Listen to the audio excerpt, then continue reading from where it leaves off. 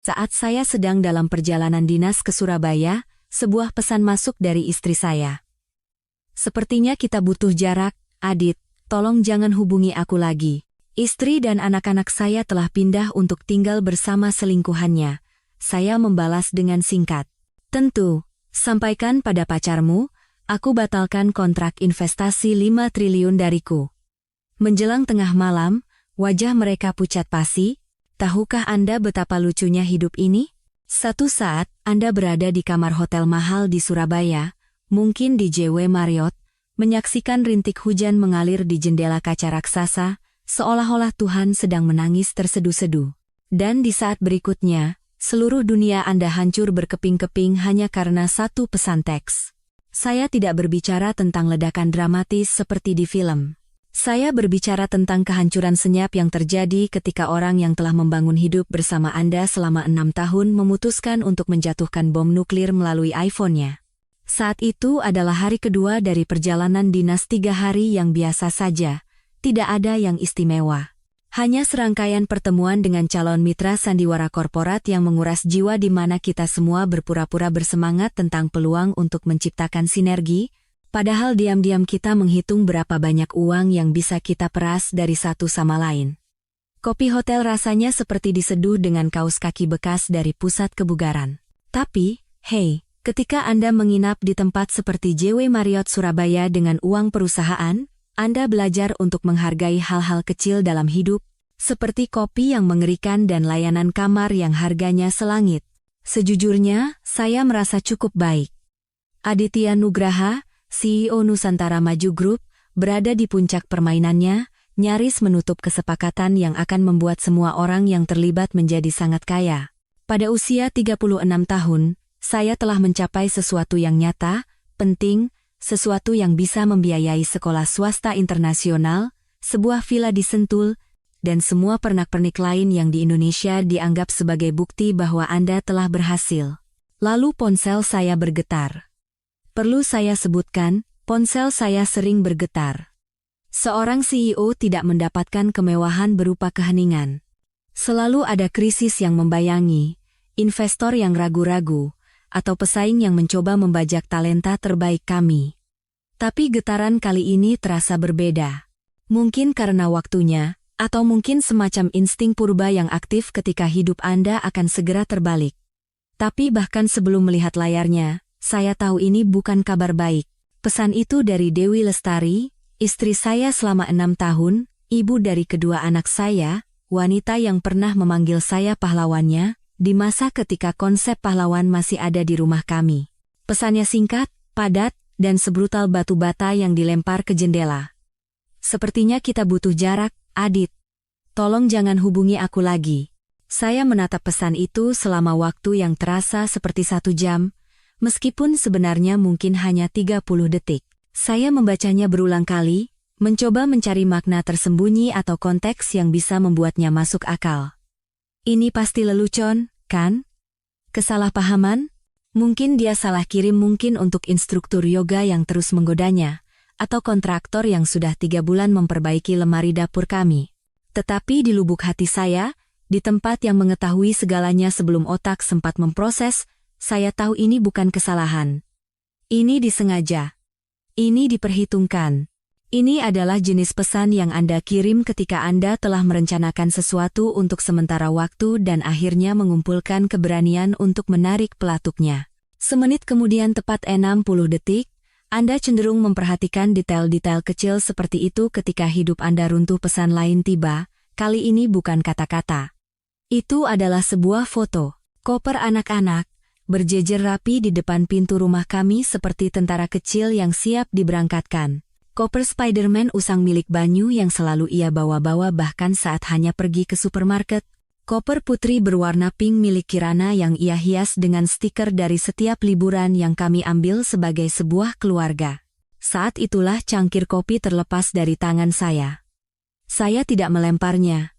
Saya tidak membantingnya dalam kemarahan maskulin. Saya hanya melepaskannya, dan cangkir itu pecah berkeping-keping di lantai kamar hotel, menyebarkan kopi mengerikan dan pecahan porselen ke karpet krem yang per meter perseginya mungkin lebih mahal dari uang sewa bulanan kebanyakan orang. Suara itu terdengar sangat keras di keheningan kamar yang steril.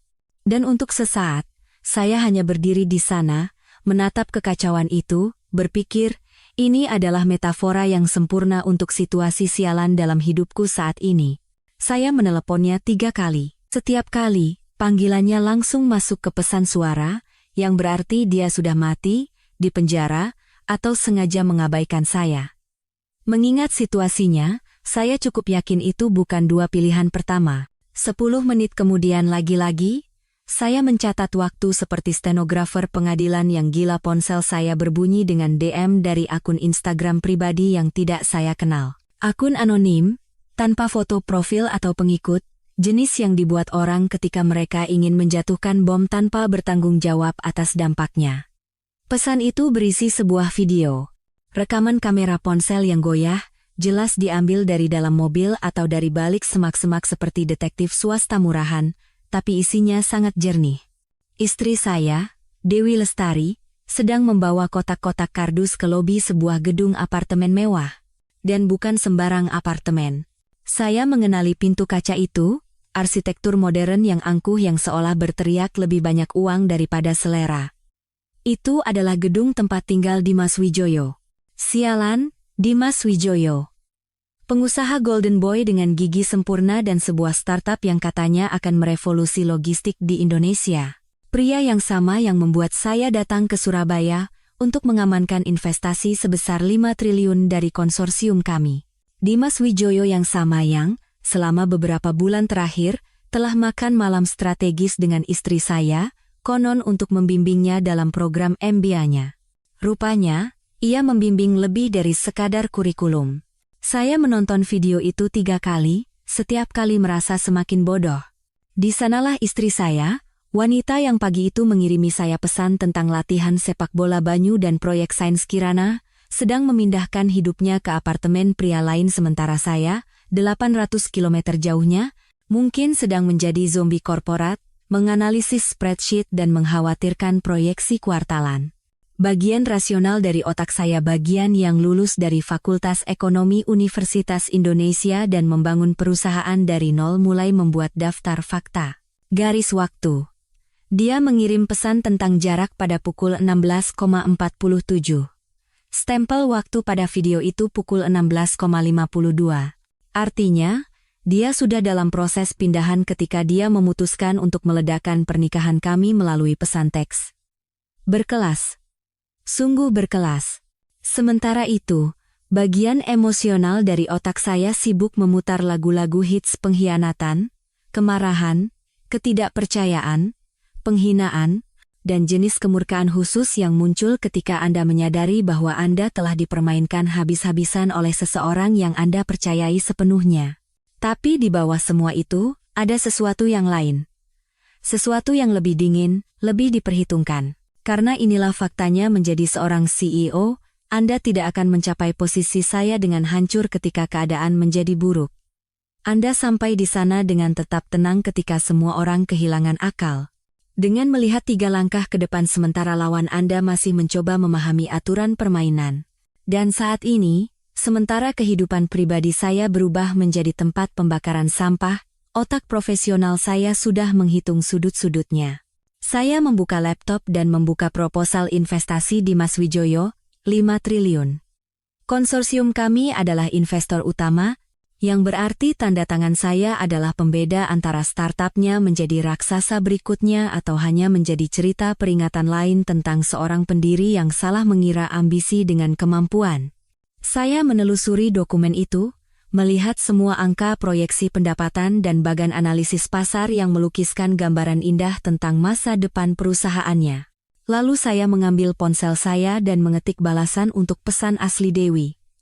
Tidak ada yang dramatis, tidak ada yang akan terdengar gila jika dibacakan dalam proses perceraian. Hanya pernyataan fakta yang sederhana. Tentu. Sampaikan pada pacarmu, aku batalkan kontrak investasi 5 triliun dariku. Saya menatap pesan itu sejenak sebelum menekan kirim. Itu adalah jenis teks yang tidak bisa ditarik kembali, tindakan yang akan menimbulkan riak dengan cara yang mungkin belum bisa saya bayangkan. Tapi terkadang dalam hidup, Anda mencapai titik di mana Anda harus berhenti berpura-pura semuanya baik-baik saja dan menghadapi kenyataan. Pesan itu ditandai terkirim secara instan. Sekitar 30 detik kemudian, ditandai telah dibaca. Lalu, tidak ada apa-apa. Tidak ada balasan langsung, tidak ada panggilan telepon, tidak ada alasan panik. Hanya keheningan dari wanita yang telah berbagi tempat tidur saya selama 6 tahun dan, tampaknya, berbagi lebih banyak lagi dengan orang lain. Saya duduk kembali di kursi yang harganya tidak masuk akal di kamar hotel saya dan membuka laptop saya lagi. Kali ini, saya tidak melihat proposal investasi di emas. Saya masuk ke dashboard investasi aman konsorsium kami, pusat saraf digital tempat uang dalam jumlah yang tak terbayangkan oleh kebanyakan orang dipindahkan. Jari-jari saya bergerak di atas keyboard dengan ingatan otot yang diasah selama bertahun-tahun, melewati protokol keamanan dan layar otorisasi hingga saya mencapai layar kontrol transfer. Dana kedaulatan Aurelius. Komitmen 2 triliun. Status. Menunggu persetujuan akhir.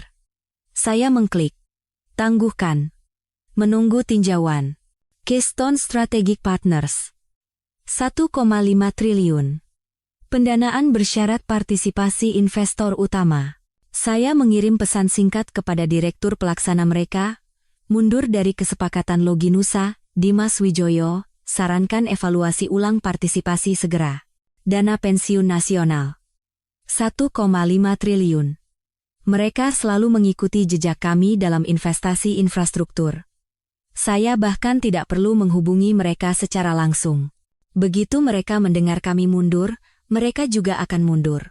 Menjelang tengah malam waktu Surabaya, ponsel saya berdengung dengan pesan dari manajer dana yang bingung dan anggota dewan yang panik. Efek domino itu indah dalam kesederhanaannya. Tanpa dukungan konsorsium kami, rencana besar Dimas untuk mendominasi logistik tidak lebih berharga dari teko coklat. Saya mengabaikan panggilan-panggilan itu dan menyaksikan dashboard diperbarui secara real-time, ditangguhkan, dibatalkan, dalam tinjauan. Setiap perubahan status seperti menonton rumah kartu runtuh dalam gerakan lambat, kecuali rumah ini dibangun dari mimpi orang lain dan pilihan hidup yang buruk dari istri saya. Hujan di Surabaya terus turun di luar jendela. Dan di suatu tempat di negeri ini, seorang wanita yang meminta jarak mungkin menemukan bahwa jarak itu adalah tempat yang sangat mahal untuk ditinggali.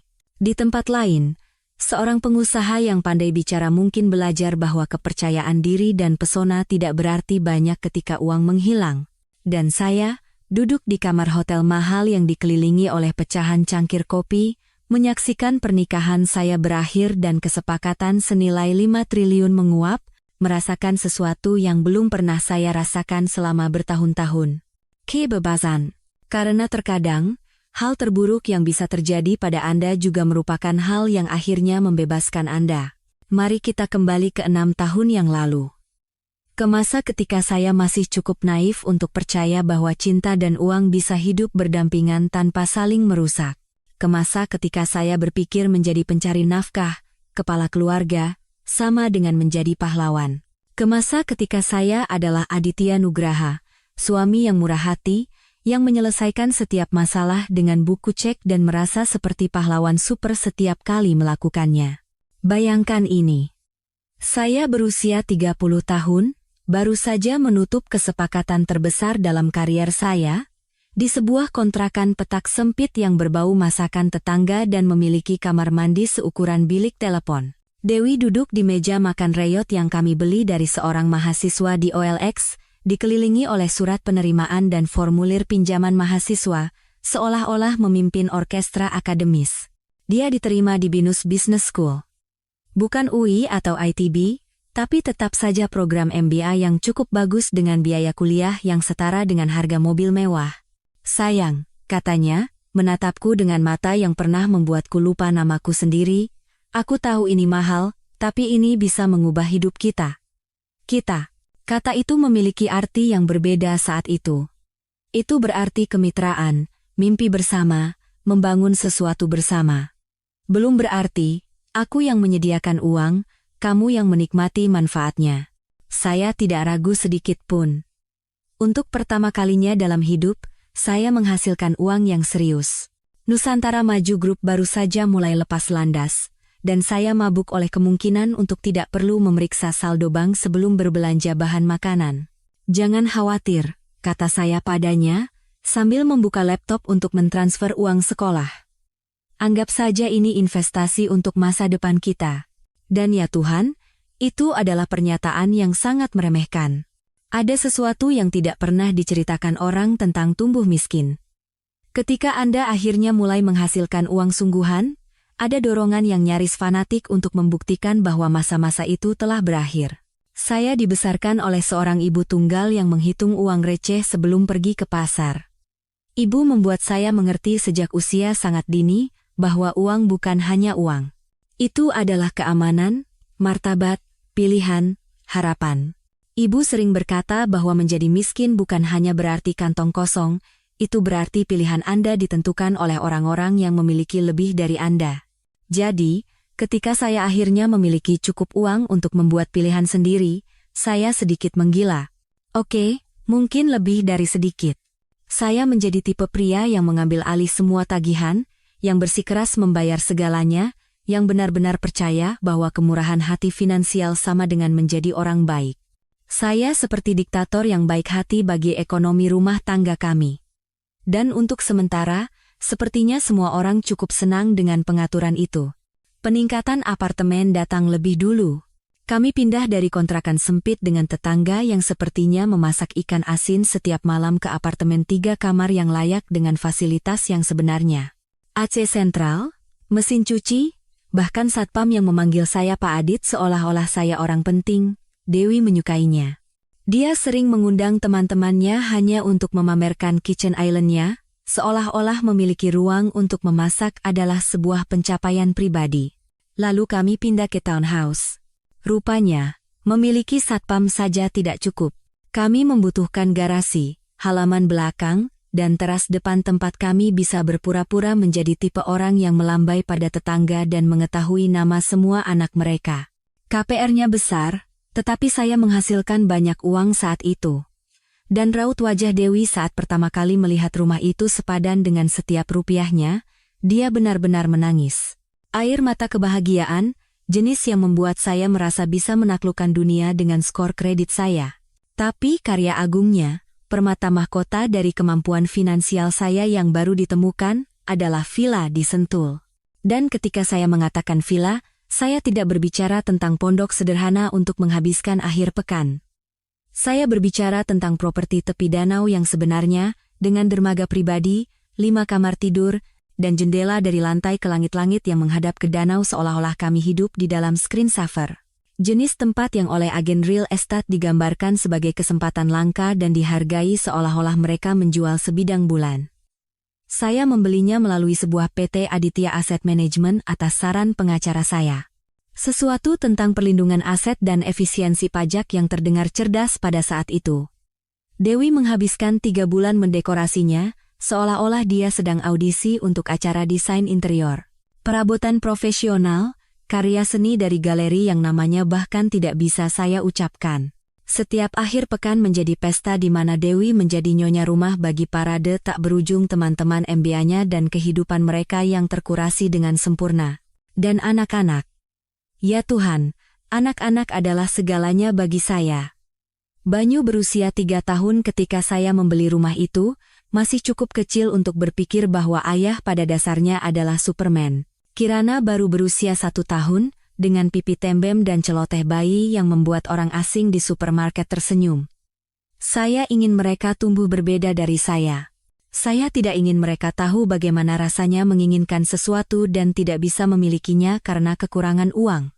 Jadi ketika tiba waktunya untuk sekolah, sekolah negeri bahkan tidak menjadi bahan pembicaraan. Banyu masuk ke Jakarta Intercultural School, JIS, jenis sekolah swasta di mana tempat parkirnya terlihat seperti pameran mobil mewah dan biaya sekolahnya lebih mahal dari gaji tahunan kebanyakan orang. Kirana menyusulnya 2 tahun kemudian.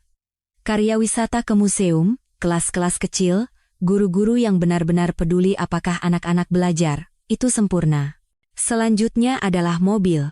Toyota Avanza tua milik Dewi baik-baik saja untuk pasangan muda yang sedang berjuang, Tetapi itu tidak membuatnya terlihat seperti istri seorang eksekutif yang sukses ketika dia muncul di acara penjemputan sekolah atau acara jejaring MBA, jadi kami melakukan peningkatan, pertama ke sedan yang layak. Kemudian, ketika Kirana mulai bermain sepak bola dan kami membutuhkan ruang untuk peralatan dan carpool, ke sebuah SUV Mitsubishi Pajero Sport. Kedua mobil itu atas nama Dewi, konon karena premi asuransi dan rekam jejak mengemudinya yang bersih. Tapi saya yang membayar cicilan, asuransi, perawatan, bahkan bensinnya.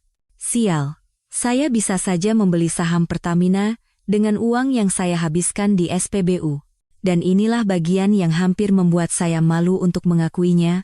Saya menyukainya, setiap pembayaran, setiap peningkatan, setiap laporan pengeluaran yang membuat akuntan kami terbelalak. Saya suka menjadi pria yang bisa menyelesaikan masalah dengan uang. Anak butuh les? Selesai. Istri ingin pergi liburan akhir pekan dengan teman-temannya? Tidak masalah. Liburan keluarga ke Bali? Sudah dipesan. Dewi biasa memanggil saya pahlawannya. Ketika saya menyerahkan kartu kredit untuk belanja atau mentransfer dana untuk investasi lain untuk masa depan kita, dia akan memeluk saya. Aku tidak tahu apa yang kulakukan hingga pantas mendapatkanmu, bisiknya, dan saya akan merasa setinggi 3 meter.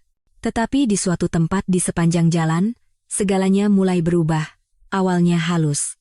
Jenis perubahan yang terjadi begitu bertahap sehingga Anda tidak menyadarinya sampai Anda melihat ke belakang dan bertanya-tanya bagaimana bisa sampai seperti ini. Rasa terima kasih mulai terasa seperti harapan. Apresiasi mulai terdengar seperti hak. Pesan terima kasih menjadi lebih singkat, lebih jarang, dan akhirnya hilang sama sekali. Kamu saja yang urus, kan lebih gampang, menjadi frasa favorit Dewi.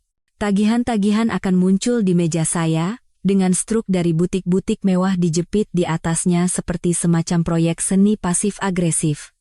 Percakapan tidak lagi tentang, apakah kita mampu membeli ini? Melainkan, aku sudah membelinya, tolong urus saja, dan seperti orang bodoh, saya melakukannya. Setiap saat, rapat-rapat strategi larut malam dimulai pada tahun kedua MBA-nya. Dewi akan pulang dari acara jejaring ini, bersinar dengan kegembiraan tentang koneksi baru atau peluang yang melibatkan Dimas Wijoyo dan pendekatan inovatifnya terhadap manajemen rantai pasokan. Dia benar-benar cerdas, katanya sambil menggulir ponselnya sementara saya mencuci piring makan malam. Dia benar-benar melihat gambaran besarnya. Saya berkata pada diri sendiri bahwa saya tidak cemburu. Orang-orang sukses membangun jaringan. Begitulah cara bisnis berjalan. Fakta bahwa sesi-sesi jejaring ini tampaknya hanya terjadi dengan satu pengusaha tertentu yang terlihat seperti baru saja keluar dari foto profil LinkedIn hanyalah kebetulan. Fakta bahwa dia mulai berdandan berbeda untuk pertemuan-pertemuan ini, perhiasan yang lebih bagus, parfum yang lebih mahal, pakaian yang harganya lebih mahal dari mobil pertama saya hanyalah pengembangan profesional. Saya mengatakan banyak hal pada diri saya sendiri saat itu. Kenyataannya adalah, saya terlalu sibuk memainkan peran sebagai pencari nafkah yang murah hati, sehingga saya tidak memperhatikan apa yang sebenarnya terjadi di rumah saya sendiri. Saya terlalu fokus untuk menjadi pria yang bisa membeli apa saja, sehingga saya lupa bertanya apakah orang-orang yang saya belikan barang-barang itu benar-benar ingin bersama saya, atau hanya ingin akses ke rekening bank saya. Saya terus meyakinkan diri sendiri bahwa cinta adalah tentang kepercayaan, bahwa kemitraan sejati berarti tidak menghitung-hitung, tidak mempertanyakan setiap pengeluaran, tidak menuntut tanda terima untuk kasih sayang. Saya meyakinkan diri sendiri bahwa paranoia saya tentang Dimas hanyalah kecemasan maskulin biasa, jenis kecemburuan primitif yang harus diatasi oleh pria-pria sukses dan tercerahkan. Sekarang, melihat ke belakang dari puing-puing di kamar hotel Surabaya itu, saya bisa melihat betapa sempurnanya saya telah dipermainkan. Bagaimana setiap peningkatan, setiap pembayaran, setiap gestur kemurahan hati telah membangun momen ini. Saya terlalu sibuk mendanai kebahagiaan orang lain, sehingga saya lupa bertanya apakah ada di antara kebahagiaan itu yang nyata. Tetapi inilah yang benar-benar gila dari semua ini. Bahkan saat saya berdiri di sana, menatap video istri saya yang pindah ke apartemen pria lain, sebagian dari diri saya masih menghitung. Menghitung berapa biaya yang akan saya keluarkan. Biaya pengacara perceraian, Negosiasi hak asuh anak. Pembagian aset yang telah saya kumpulkan selama 6 tahun. Karena ketika Anda telah menjadi ATM keluarga begitu lama, sulit untuk memikirkan hubungan dalam istilah lain selain finansial. Setiap kenangan memiliki label harga. Setiap momen kebahagiaan datang dengan tanda terima. Hujan di Surabaya terus turun di luar jendela. Dan saya menyadari bahwa di suatu tempat di sepanjang jalan, saya telah menjadi tipe pria yang mengukur cinta dengan uang. Tipe pria yang berpikir dia bisa membeli kesetiaan dan kepercayaan dan akhir yang bahagia. Ternyata, tidak bisa. Tapi Anda pasti bisa berhenti mendanai sandiwaranya. 2 bulan sebelum hidup saya meledak di kamar hotel Surabaya itu, saya mengadakan pesta makan malam kecil yang menyenangkan di villa kami di Sentul. Jenis pertemuan akrab di mana orang-orang sukses berpura-pura melakukan percakapan mendalam tentang masa depan bisnis di Indonesia sambil makan makanan yang terlalu mahal. Jenis malam yang berakhir dengan semua orang merasa canggih dan penting, seolah-olah mereka tidak hanya minum anggur mahal dan berbasa-basi, tetapi telah berpartisipasi dalam sesuatu yang bermakna. Saya seharusnya tahu ada sesuatu yang aneh ketika Dewi menghabiskan 3 hari merencanakan menu, seolah-olah dia sedang menjadi catering untuk makan malam kenegaraan. Kami melakukan beberapa perjalanan ke Food Hall Plaza Indonesia, berkonsultasi dengan ahli anggur, dan melakukan pekerjaan persiapan yang cukup untuk memberi makan pasukan kecil, bukan hanya 8 orang yang datang untuk makan malam santai bersama teman-teman.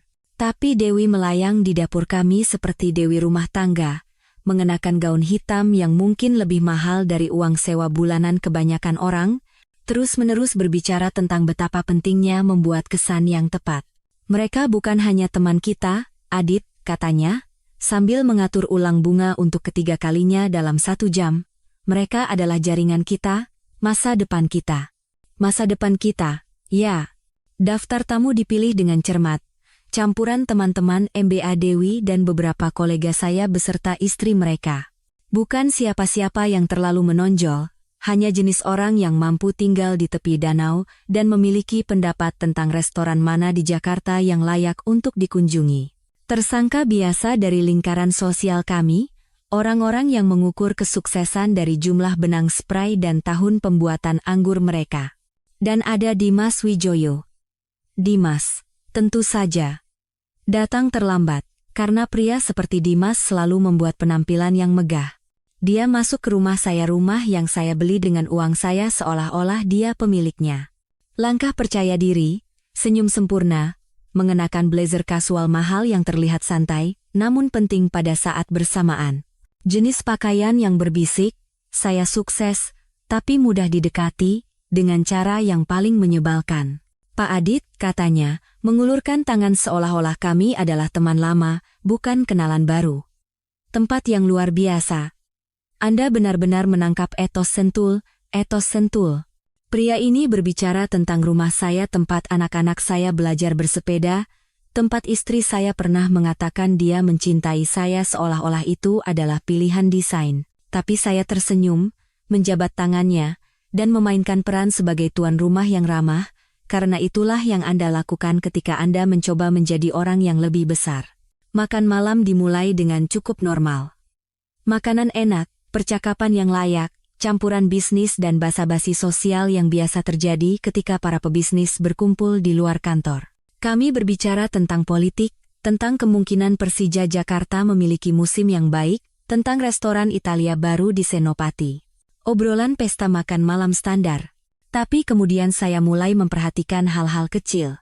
Hal-hal yang, jika saya tidak memperhatikan, mungkin tidak akan saya sadari, tetapi yang jika digabungkan, melukiskan gambaran yang sebenarnya tidak ingin saya lihat.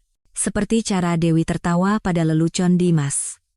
Bukan tawa pesta makan malam yang sopan. Saya berbicara tentang tawa penuh, dengan kepala terlempar ke belakang dan mata berair, untuk lelucon yang bahkan tidak selucu itu. Dimas akan mengatakan sesuatu yang agak lucu tentang makanan pesawat atau pola lalu lintas, dan Dewi akan bereaksi seolah-olah dia baru saja memberikan pertunjukan komedi abad ini. Dia memperkenalkannya kepada tamu lain sebagai masa depan logistik Indonesia, seolah-olah dia adalah seorang visioner, bukan hanya pendiri startup lain dengan presentasi PowerPoint dan mimpi. Ketika dia berbicara tentang bagaimana perusahaannya berencana untuk merevolusi manajemen rantai pasokan, dia terpaku pada setiap katanya, mengangguk seolah-olah dia benar-benar memahami detail teknisnya, bukan hanya terkesan oleh kepercayaan dirinya. Dan Dimas, pada gilirannya, menikmatinya. Dia menghabiskan sebagian besar malam itu memimpin percakapan di meja kami, menyombongkan tentang burn rate startupnya seolah-olah itu adalah lencana kehormatan. Kami bergerak cepat dan merusak, katanya berulang kali, jelas tidak menyadari bahwa itu adalah moto Facebook sekitar 15 tahun yang lalu, dan bukan pemikiran orisinal. Anda tidak bisa takut menghabiskan uang ketika Anda sedang merombak seluruh industri. Mudah dikatakan ketika itu bukan uang Anda, bukan? Dia berbicara tentang timnya seolah-olah mereka adalah pasukan operasi khusus, bukan hanya insinyur perangkat lunak dan koordinator logistik. Dia menyebutkan nama-nama investor yang konon telah menyatakan minat pada perusahaannya, meskipun saya perhatikan dia tidak jelas tentang detail seperti jumlah sebenarnya atau komitmen yang pasti. Dia menyinggung kemitraan dengan pemain-pemain besar di industri pelayaran, tetapi tidak pernah benar-benar mengatakan siapa pemain-pemain besar ini. Tetapi yang benar-benar membuat saya kesal adalah melihat reaksi Dewi terhadap semua sandiwara korporat ini. Setiap kali Dimas berbicara, dia akan menyentuh tepi gelas anggurnya dengan jari telunjuknya. Gerakan kecil yang tidak disadari yang belum pernah saya lihat sebelumnya. Seolah-olah dia mengikuti irama pribadi, menandai waktu untuk penampilannya. Saya mendapati diri saya menghitung sentuhan itu. Satu kali ketika dia berbicara tentang ekspansi cepat di kuartal ketiga. Satu kali lagi ketika dia menyebutkan kemitraan strategis dengan otoritas pelabuhan. 3 kali lagi selama pidatonya tentang merevolusi pengiriman last mile. Seolah-olah dia sedang memimpin simfoni sialannya dengan ujung jarinya. COO saya, Hendra Gunawan, salah satu dari sedikit orang di dunia yang tidak takut untuk mengatakan yang sebenarnya kepada saya duduk di sebelah saya selama pertunjukan merek korporat ini. Hendra memiliki wajah poker yang sempurna, diasah oleh bertahun-tahun duduk dalam rapat investor dan presentasi dewan, tetapi saya bisa tahu dia melihat hal yang sama seperti saya. Cara Dewi terus mencari alasan untuk melewati kursi Dimas. Cara dia tertawa terlalu keras, tersenyum terlalu cerah, memberikan terlalu banyak perhatian pada setiap hal yang dia katakan. Setelah makan malam, ketika semua orang sedang bersantai di ruang tamu dengan kopi dan minuman setelah makan malam, Hendra menarik saya ke samping. Kami melangkah keluar ke dek, di mana danau terbentang seperti cermin hitam, memantulkan lampu-lampu rumah di seberang.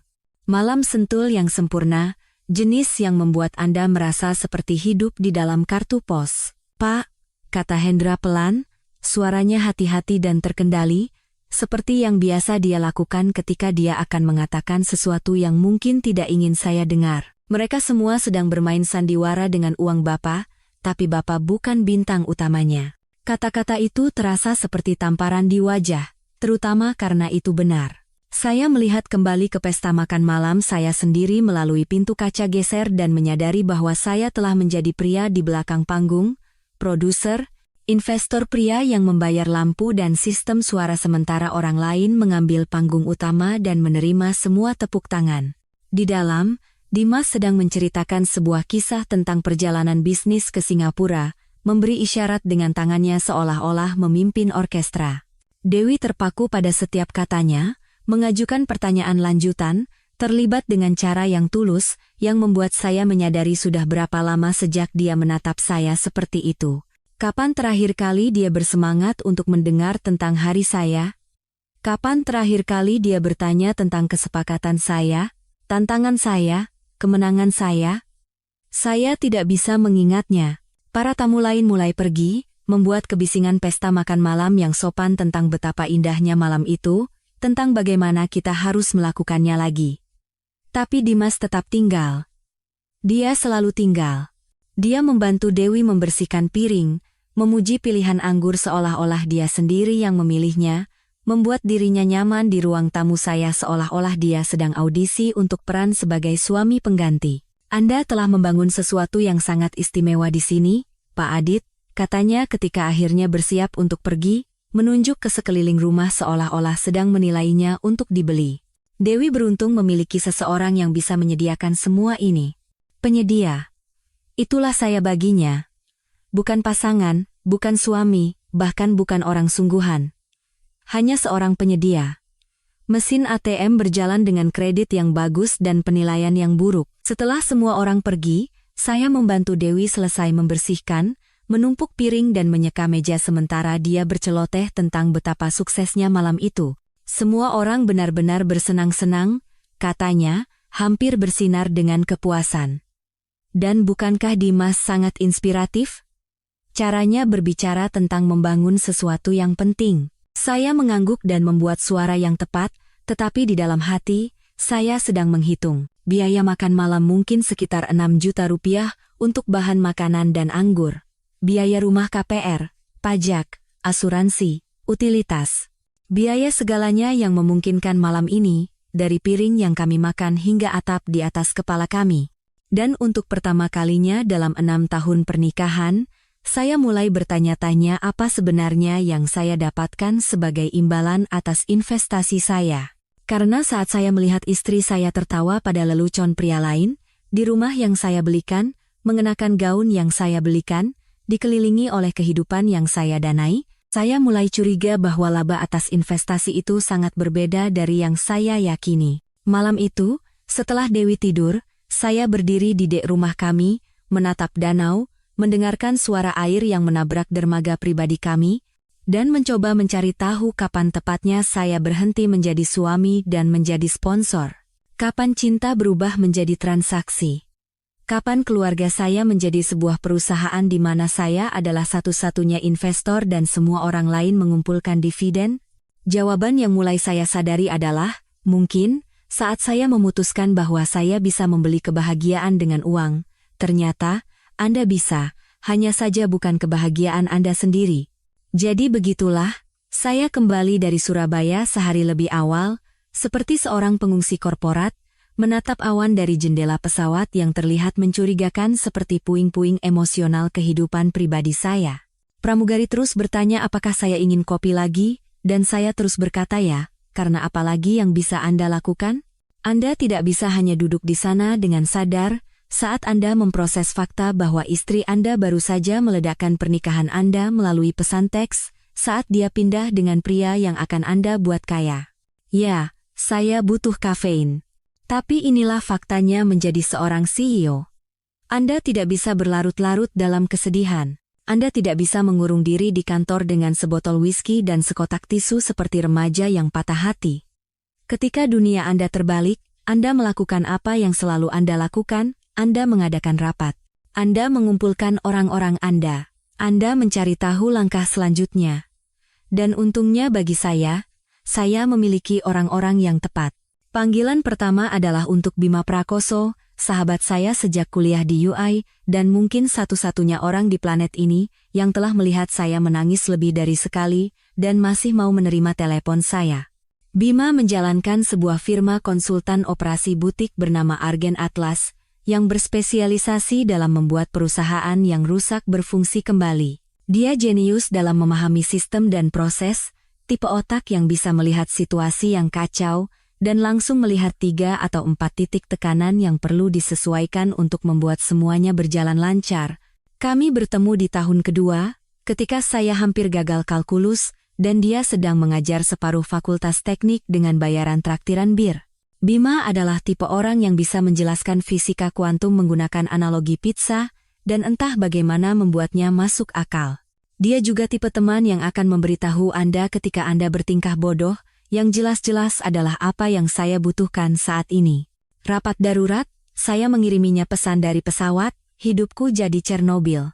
Balasannya datang seketika. Ruang rapat atau whisky? Ruang rapat. Yang ini butuh spreadsheet.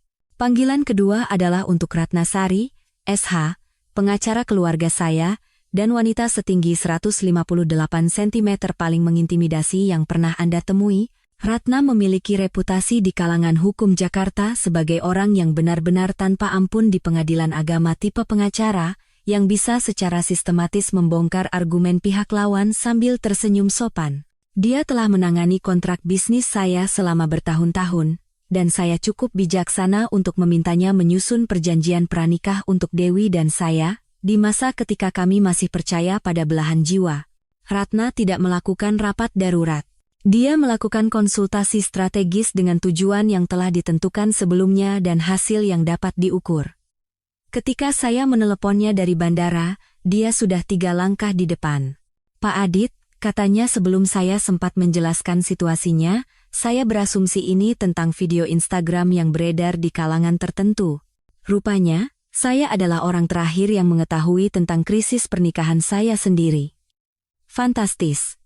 Sudah berapa lama Anda tahu?" tanya saya. "Cukup lama untuk mengeluarkan perjanjian pranikah Anda dan mulai meninjau struktur perlindungan aset Anda. Batalkan jadwal Anda besok, kantor saya, jam 9 pagi. Dan bawalah kopi yang layak, bukan air bandara yang Anda sebut kopi."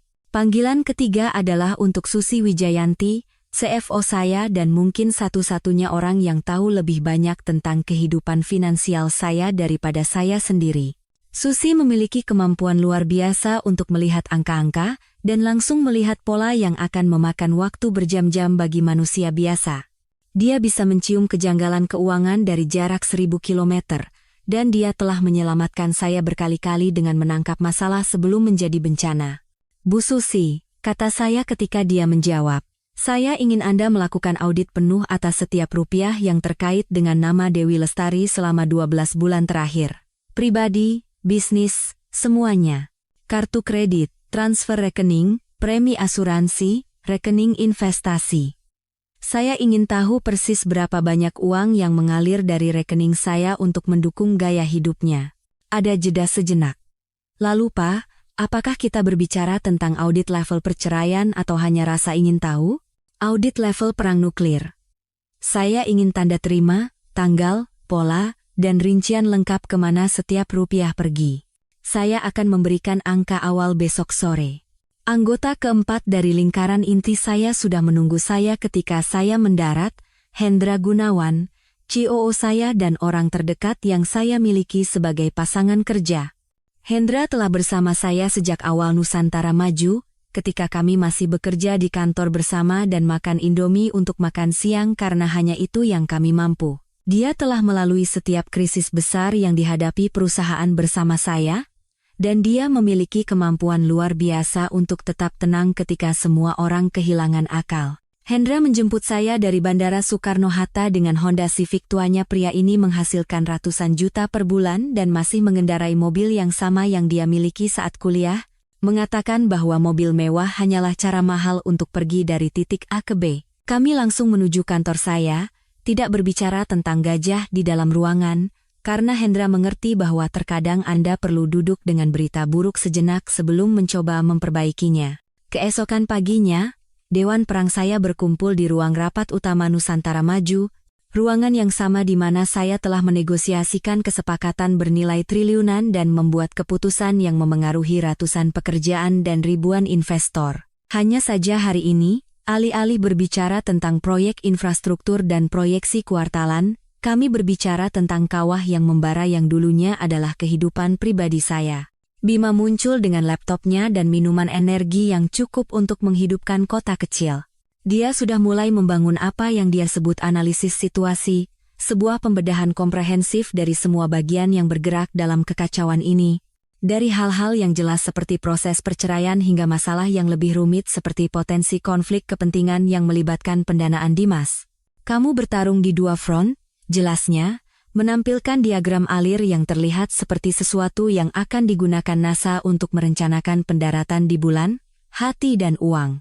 "Masalah emosional adalah urusanmu, tapi strategi keuangan dan hukum adalah alasan kami di sini." Ratna tiba dengan sebuah map yang cukup tebal untuk digunakan sebagai senjata, berisi setiap dokumen yang mungkin relevan dengan apa yang akan menjadi pengalaman belajar termahal dalam hidup saya. Klausul dalam perjanjian pranikah yang bahkan saya sudah lupa, struktur perwalian yang melindungi dana pendidikan anak-anak, batasan surat kuasa yang mencegah Dewi membuat keputusan keuangan besar tanpa persetujuan saya, pembayaran biaya sekolah yang diatur untuk dibayarkan langsung ke institusi, bukan sebagai transfer tunai. Diri Anda di masa lalu lebih pintar dari yang Anda kira, Pak, katanya, menyebarkan kertas-kertas di meja rapat, seperti sedang membagikan kartu dalam permainan poker paling membosankan di dunia. Villa di Sentul dimiliki oleh PT Aditya Asset Management, jadi terlindung dari tanggung jawab pribadi. Dana pendidikan anak-anak atas nama Anda sendiri, dan perjanjian pranikah memiliki beberapa klausul yang sangat menarik mengenai perselingkuhan dan penyalahgunaan informasi bisnis rahasia. Presentasi Susi adalah matematika murni, jenis kejujuran brutal yang hanya bisa diberikan oleh angka. Dia telah membuat dashboard berkode warna yang menunjukkan dengan tepat kemana uang saya pergi selama setahun terakhir. Tagihan kartu kredit Dewi dipecah berdasarkan kategori dan pedagang. Transfer tunai ke rekening pribadinya dipetakan pada garis waktu yang menunjukkan peningkatan yang stabil selama 6 bulan terakhir. Premi asuransi, perawatan mobil, biaya hidup, langganan setiap rupiah yang mengalir keluar dari rekening saya untuk mendukung apa yang saya anggap sebagai kehidupan bersama kami. Angka-angkanya mengejutkan, bukan karena jumlahnya besar saya jelas mampu membayar semuanya, tetapi karena mereka melukiskan gambaran yang begitu jelas tentang betapa sepihaknya hubungan keuangan kami.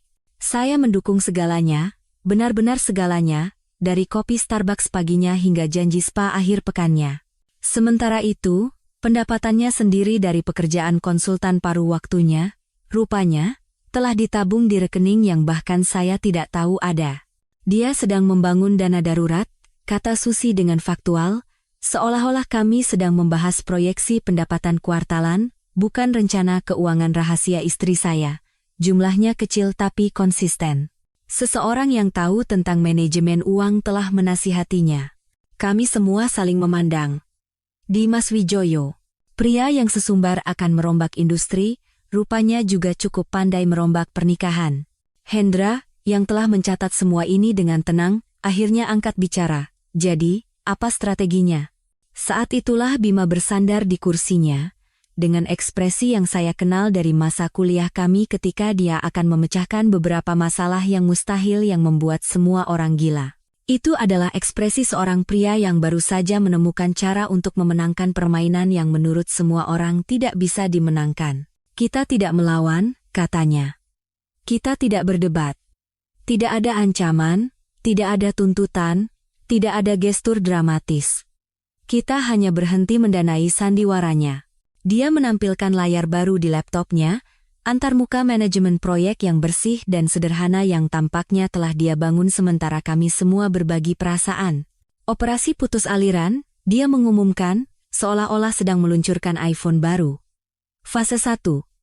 Hilangkan dukungan finansial tanpa menciptakan dasar untuk klaim penelantaran atau pembalasan. Fase 2. Dokumentasikan segalanya. Fase 3. Biarkan konsekuensi alami mengajarkan pelajaran yang tidak bisa kita ajarkan secara langsung. Ratna sudah mengangguk. Secara hukum, ini berhasil. Anda tidak berkewajiban untuk mempertahankan gaya hidup pasangan yang terpisah, terutama dengan bukti perselingkuhan. Kebutuhan anak-anak akan terus dipenuhi secara langsung, yang melindungi Anda dari klaim penelantaran. Susi mulai menampilkan layar akses rekening. Kita bisa menerapkan perubahan infrastruktur keuangan dalam 24 jam. Bersih, semuanya terdokumentasi, dan dapat dibatalkan jika perlu. Dan saat itulah, saya menyadari bahwa meskipun dunia saya terasa seperti sedang runtuh, saya sebenarnya dikelilingi oleh orang-orang yang tepat untuk situasi ini. Bima, yang bisa merancang solusi untuk masalah yang bahkan belum ada. Ratna, yang bisa menavigasi ladang ranjau hukum dengan sepatu hak tinggi dan entah bagaimana membuatnya terlihat mudah. Susi, yang bisa mengambil angka dan menyusun narasi yang akan bertahan di pengadilan. Dan Hendra, yang bisa mengelola sisi bisnis sementara saya menangani dampak pribadi. Mereka bukan hanya karyawan atau kontak bisnis saya. Mereka adalah sekutu saya yang sebenarnya. Orang-orang yang muncul ketika keadaan menjadi sulit, yang menawarkan solusi alih-alih simpati, dan yang mengerti bahwa terkadang cara terbaik untuk menghadapi pengkhianatan bukanlah dengan gairah, tetapi dengan presisi. Baiklah, kata saya, memandang keempat orang yang telah mengajukan diri untuk membantu saya menavigasi situasi terburuk dalam kehidupan dewasa saya. Mari kita lihat seberapa besar jarak yang sebenarnya diinginkan Dewi. Karena jika ada satu hal yang saya pelajari dalam 6 tahun pernikahan dan 15 tahun bisnis, itu adalah bahwa orang jarang memikirkan konsekuensi penuh dari apa yang mereka minta. Mereka menginginkan manfaat tanpa biaya, kebebasan tanpa tanggung jawab, jarak tanpa konsekuensi. Sudah waktunya untuk memberi istri saya apa yang dia minta, dengan semua syarat dan ketentuan yang menyertainya. Keindahan memiliki tim profesional yang benar-benar tahu apa yang mereka lakukan adalah mereka dapat mengubah kehancuran emosional Anda menjadi operasi bedah. Tidak ada drama, tidak ada pertengkaran sengit, tidak ada piring yang dilempar atau kunci yang diganti seperti dalam episode perceraian di sinetron. Hanya serangkaian gerakan yang bersih dan tepat, yang akan membuat seorang grandmaster catur menangis haru. Rencana Bima sangat elegan dalam kesederhanaannya. Kami tidak akan menyerang apapun secara langsung, kami hanya akan berhenti mensubsidi sandiwara Dewi. Tidak ada gestur besar, tidak ada panggilan telepon yang marah, tidak ada ultimatum yang disampaikan dengan gigi terkatup. Kami hanya akan membiarkan matematika mengajarkan pelajaran yang selama 6 tahun terakhir saya terlalu bodoh untuk mengajarkannya sendiri. Anggap saja seperti mematikan listrik di lokasi syuting film. Jelas Bima keesokan paginya di kantor saya, dikelilingi oleh cangkir kopi yang cukup untuk mengisi kafein satu batalion kecil. Para aktor bisa terus berakting, tapi pada akhirnya semua orang akan menyadari bahwa lampunya tidak berfungsi lagi. Yang pertama adalah telepon. Sekarang, saya tahu ini mungkin terdengar sepele, tapi dengarkan saya. Dewi dan anak-anak semua berada dalam paket keluarga korporat saya, yang berarti semuanya serba tak terbatas. Data, panggilan internasional, layanan streaming premium jenis layanan telepon yang tagihan bulanannya lebih mahal daripada yang dihabiskan kebanyakan orang untuk bahan makanan. Dewi menggunakan teleponnya seperti sistem hiburan pribadi, streaming Netflix selama kelas yoga dan melakukan panggilan video berjam-jam dengan teman-teman MBA-nya. Susi menangani peralihan itu dengan presisi seorang pembuat jam Swiss. Dia memindahkan nomor banyu dan kirana ke paket prabayar sementara yang saya danai secara langsung karena saya bukan monster dan anak-anak tidak seharusnya menderita karena pilihan hidup yang buruk dari orang tua mereka. Tapi nomor Dewi dipindahkan ke paket pribadinya sendiri. Masalahnya sekarang, keindahan dari gerakan ini adalah, di atas kertas, itu terlihat sangat masuk akal. Pasangan yang terpisah menginginkan jarak? Baik. Urus tagihan telepon Anda sendiri. Anak-anak perlu tetap berhubungan dengan kedua orang tua? Tentu. Layanan mereka berlanjut tanpa gangguan. Hakim pengadilan agama manapun akan melihat ini bukan sebagai hukuman balas dendam, tetapi sebagai penetapan batas keuangan yang bertanggung jawab. Berikutnya adalah kartu kredit. Dan, disinilah segalanya menjadi menarik. Apa yang kebanyakan orang tidak sadari, adalah ketika Anda menikah dengan seseorang yang memiliki pekerjaan korporat, banyak infrastruktur keuangan bersama Anda sebenarnya terikat pada tunjangan pekerjaan mereka. Dewi membawa apa yang dia anggap sebagai kartu kredit kita, tetapi sebenarnya itu adalah akun kartu keluarga di bawah paket tunjangan korporat saya. Kartu korporat American Express Platinum dengan batas tak terbatas dan layanan pramu-tamu. Kartu bisnis BCA Black dengan manfaat perjalanan dan perlindungan pembelian. Bahkan kartu bodoh dari Grand Indonesia yang dia gunakan untuk petualangan belanjanya setiap bulan. Semuanya secara teknis adalah perpanjangan dari akun bisnis saya, yang berarti semuanya bisa hilang lebih cepat daripada sampel gratis di Costco. Susi mengirimkan permintaan pembatalan pada hari Kamis pagi. Pada Kamis sore, dompet Dewi telah berubah dari pisau lipat keuangan Swiss menjadi koleksi persegi panjang plastik yang tidak berguna. Tanda pertama masalah mungkin datang ketika dia mencoba membeli semangkuk acai seharga Rp150.000 di tempat smoothie angkuh dekat gymnya dan mendapat pesan transaksi ditolak. Tapi karya agungnya adalah situasi mobil. SUV Dewi Pajero Sport yang dia kendarai ke acara penjemputan sekolah seolah-olah dia sedang audisi untuk The Real Housewives of Jakarta diasuransikan di bawah polis asuransi armada korporat saya. Salah satu detail yang tampaknya cerdas pada saat itu, untuk menggabungkan semuanya untuk tarif yang lebih baik dan pembukuan yang lebih sederhana. Mobil itu, tentu saja, terdaftar atas namanya, tetapi asuransi yang membuatnya legal untuk dikendarai terikat pada akun bisnis saya. Hendra menangani ini secara pribadi. Sebuah panggilan ke broker kami menjelaskan bahwa karena perubahan situasi kepegawaian, kami perlu menghapus satu kendaraan dari armada kami. Sepenuhnya benar, sepenuhnya legal, dan sepenuhnya menghancurkan. Dalam waktu 36 jam, SUV Dewi berubah dari kendaraan mewah yang diasuransikan sepenuhnya menjadi liabilitas tak berasuransi yang duduk di tempat parkir apartemen di Mas. Indonesia tidak main-main dengan kendaraan tak berasuransi. STNK-nya akan ditandai secara otomatis, dapat dideteksi oleh polisi dari mobil patroli mereka. Dan mengemudi tanpa asuransi adalah jenis pelanggaran yang bisa mengubah tilang lalu lintas biasa menjadi hari yang sangat mahal. Lalu ada pembatalan layanan. Dan disinilah spreadsheet berkode warna susi benar-benar bersinar.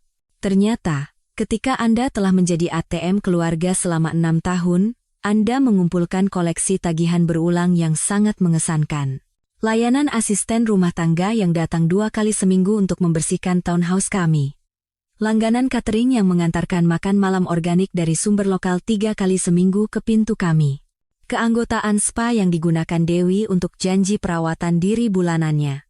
Netflix, Disney Plus, Spotify Premium, langganan Pilates, keanggotaan klub anggur, pengiriman bunga mingguan, keanggotaan gym premium di tempat yang menyediakan kombucha di ruang ganti. Semuanya terikat pada rekening saya. Semuanya dapat dibatalkan dengan beberapa klik dan panggilan telepon. Pembatalan gym sangat memuaskan. Klub kebugaran Dewi bukan hanya mahal, itu adalah jenis tempat di mana keanggotaan hampir merupakan simbol status sosial. Anda tidak hanya berolahraga di sana, Anda terlihat berolahraga di sana, lebih disukai dengan pakaian olahraga yang serasi yang harganya lebih mahal dari cicilan mobil kebanyakan orang. Kehilangan akses ke kuil keunggulan diri itu akan menyakitkan dengan cara yang lebih dari sekadar harus mencari tempat baru untuk yoga. Kami menelusuri daftar itu secara sistematis, seperti ahli bedah yang mengangkat tumor. Setiap pembatalan didokumentasikan. Setiap penghentian dibenarkan. Setiap pemotongan bersih dan profesional. Ini bukan balas dendam emosional. Ini adalah realokasi sumber daya strategis. Berikutnya adalah biaya properti sewa. Ya, selain tempat tinggal utama kami membayar sewa untuk sebuah apartemen studio di pusat kota untuk Dewi, konon tempat yang nyaman baginya untuk singgah di antara kelas dan acara jejaring. Saya telah membayar 20 juta sebulan untuk kamar hotel yang sangat mahal yang digunakan istri saya untuk menghindari perjalanan pulang saat dia berselingkuh. Sewa itu, untungnya, bersifat bulanan. Hendra mengirimkan pemberitahuan non-perpanjangan, berlaku segera. Pada Kamis malam, infrastruktur yang telah menopang gaya hidup Dewi selama 6 tahun terakhir telah dibongkar secara sistematis. Tidak ada lagi data telepon tak terbatas untuk panggilan video maratonnya. Tidak ada lagi layanan streaming premium untuk kebisingan latar belakangnya.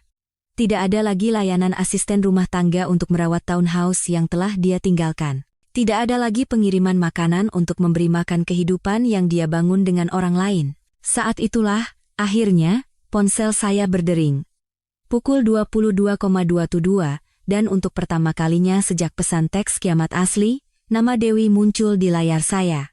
Saya membiarkannya berdering 4 kali sebelum menjawab. Karena bahkan dalam krisis, penting untuk menjaga sedikit ketegangan. Adit. Suaranya terdengar berbeda. Lebih kecil, kurang percaya diri daripada yang pernah saya dengar dalam beberapa bulan. Ya, kata saya, menjaga nada saya tetap netral. Tidak marah, tidak terluka. Hanya jauh dan profesional. Kenapa kartuku tidak bisa dipakai? Aku coba isi bensin di SPBU dan ditolak, terus aku coba kartu lain, dan itu juga tidak bisa. Saya bisa mendengar suara latar televisi, mungkin musik, suara orang lain yang menjalani hidup mereka sementara istri saya menelepon untuk mengeluh tentang konsekuensi dari pilihannya sendiri. Kamu bilang kamu butuh jarak, kata saya sederhana. Jadi aku memberimu jarak. Adit, ini bukan begitu maksudnya. Ini konyol. Aku butuh akses ke rekening kita. Rekening kita. Lucu bagaimana jarak dengan cepat menjadi kita ketika kenyamanan dipertaruhkan. Sepertinya itu yang kamu inginkan. Aku akan minta pengacaraku mengirimimu informasi kontak untuk mengatur kemandirian finansialmu sendiri. Keheningan di ujung sana berlangsung begitu lama sehingga saya bertanya-tanya apakah sambungannya terputus. Lalu, akhirnya, Adit, kita perlu membicarakan ini seperti orang dewasa. Kita sudah coba itu, kata saya. Kamu memilih pesan teks. Saya menutup telepon dan segera meneruskan log panggilan ke Ratna. Karena sekarang, semuanya adalah bukti. Setiap percakapan, setiap interaksi, setiap upaya manipulasi atau rekonsiliasi, semuanya harus didokumentasikan dan diarsipkan untuk proses hukum yang jelas akan datang. 5 menit kemudian, sebuah pesan masuk dari Dewi. Ini gila. Kamu sudah gila. Saya mengambil tangkapan layar dan mengarsipkannya bersama yang lain. Lalu saya menuang 3 jari whisky bagus, yang saya simpan di kantor untuk acara-acara khusus dan bersulang untuk ruangan yang kosong. Untuk jarak, kata saya entah kepada siapa. Semoga kamu mendapatkan persis seperti yang kamu minta. Di luar jendela kantor saya, Jakarta berkelip di kejauhan seperti papan sirkuit. Semua lampu itu mewakili kehidupan dan bisnis dan mimpi yang terus berjalan karena seseorang, di suatu tempat, mengurus detail praktis. Membayar tagihan, memelihara infrastruktur, menjaga lampu tetap menyala. Saya telah menjaga banyak lampu tetap menyala untuk banyak orang. Sudah waktunya untuk melihat bagaimana keadaan mereka dalam gelap. Sementara Dewi sibuk menemukan bahwa perselingkuhan tidak datang dengan paket tunjangan, saya memiliki ikan yang lebih besar untuk digoreng. Secara spesifik, saya memiliki ikan senilai 5 triliun bernama Dimas Wijoyo, dan dia akan segera belajar bahwa tidur dengan istri investor Anda mungkin adalah keputusan bisnis terburuk dalam karier startupnya. Sekarang, sebelum Anda berpikir saya adalah orang pendendam yang menggunakan kesepakatan bisnis untuk menyelesaikan dendam pribadi, izinkan saya menjelaskan bagaimana modal Ventura sebenarnya bekerja di dunia nyata. Ini bukan hanya tentang uang. Tentu, uang itu penting. Ini tentang kepercayaan, reputasi, dan jenis uji tuntas yang dapat membuat atau menghancurkan sebuah perusahaan bahkan sebelum dimulai. Dimas Wijoyo membutuhkan dana dari konsorsium kami untuk mendapatkan kontrak dengan otoritas pelabuhan dan pemasok kereta api di seluruh Indonesia. Tanpa uang itu, visi besarnya untuk merevolusi logistik di negara ini, sama mustahilnya dengan teko coklat. Tetapi lebih dari itu, dia membutuhkan nama saya di presentasinya. Lihat, ketika Anda sudah lama berada di bisnis ini seperti saya, ketika Anda telah berhasil membawa perusahaan dari startup ke IPO, menghasilkan banyak uang bagi investor Anda, dukungan Anda memiliki bobot. Dimas telah menggunakan partisipasi saya sebagai nilai jual utamanya kepada investor lain. Pak Aditya Nugraha memimpin putaran ini, katanya kepada calon penyandang dana, seolah-olah keterlibatan saya adalah semacam stempel jaminan kualitas pada investasi yang berisiko. Reputasi saya adalah jaring pengamannya, rekam jejak saya adalah kredibilitasnya, jaringan saya adalah tiket emasnya ke Liga Besar. Lucu bagaimana dia lupa menyebutkan itu saat dia sedang membangun rumah tangga dengan istri saya. Faktanya adalah, saya sebenarnya berencana untuk berinvestasi di perusahaannya. Sebelum saya tahu dia berinvestasi dalam pernikahan saya, model bisnisnya tampak cukup solid. Tidak revolusioner, tidak seperti yang terus dia katakan kepada semua orang di pesta makan malam, tetapi kompeten. Jenis investasi infrastruktur yang stabil dan tidak glamor yang menghasilkan uang tanpa menjadi berita utama. Optimalisasi pelabuhan, logistik kereta api, manajemen rantai pasokan. Membosankan, tapi menguntungkan. Tetapi inilah yang terjadi ketika Anda mencampur pengkhianatan pribadi dengan hubungan profesional, tiba-tiba, Anda melihat segalanya dengan jauh lebih skeptis. Anda mulai mengajukan pertanyaan-pertanyaan sulit yang mungkin seharusnya Anda tanyakan sejak awal. Anda mulai curiga bahwa seorang pria yang berbohong di depan Anda tentang tidur dengan istri Anda mungkin juga berbohong di depan Anda tentang proyeksi kuartalannya. Jadi, saya meminta Susi untuk menggali lebih dalam. Bukan uji tuntas standar yang sudah kami selesaikan, tetapi analisis keuangan forensik yang membalik setiap batu dan memeriksa setiap asumsi. Jenis penyelidikan yang memperlakukan setiap klaim sebagai potensi penipuan dan setiap proyeksi sebagai karya fiksi kreatif. Apa yang dia temukan sangat mencerahkan. Perusahaan Dimas telah melukiskan gambaran yang sangat indah bagi para investor, tetapi di baliknya, kenyataannya lebih berantakan daripada proyek seni anak TK. Proyeksi pendapatan didasarkan pada kesepakatan pipa yang jauh lebih tidak pasti daripada yang disajikan dalam presentasinya. Daftar kliennya mencakup beberapa perusahaan yang sebagian besar hanya ada di atas kertas. Analisis persaingannya dengan mudah mengabaikan beberapa pemain besar yang sudah melakukan persis apa yang diklaim Dimas sedang diinovasikan. Tetapi pukulan telaknya terkubur dalam kontrak pemasok. Ternyata, teman kita Dimas diam-diam menjadi konsultan untuk Samudra Pasifik, salah satu pesaing terbesar kami, sementara pada saat yang sama mencari investasi untuk perusahaannya sendiri yang akan bersaing langsung dengan mereka. Tidak persis ilegal, tetapi jenis konflik kepentingan yang membuat investor institusional alergi. Susi menyusun semuanya dalam apa yang dia sebut briefing dingin 23 halaman realitas keuangan yang dibaca seperti laporan otopsi prospek bisnis Dimas. KPI yang dilebih-lebihkan yang mengasumsikan tingkat pertumbuhan yang akan membuat Amazon iri.